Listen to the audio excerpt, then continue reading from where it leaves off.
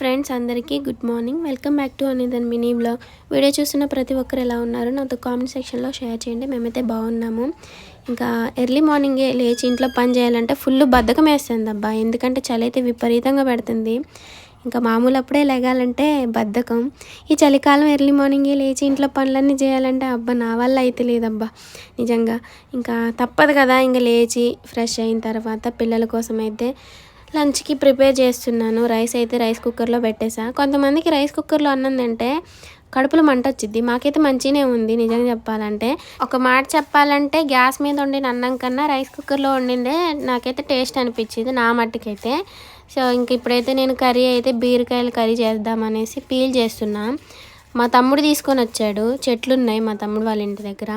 ఇవి అసలు ఎంత టేస్ట్ ఉంటాయి తెలుసా. నేను సంతలో తెచ్చిన వాటికన్నా ఇవే నాకు మస్తు టేస్ట్ అనిపిస్తాయి. అందుకే మంచిగా ఇష్టంగా వండుకున్నాను అనమాట. ఇంకా పిల్లలకి కూడా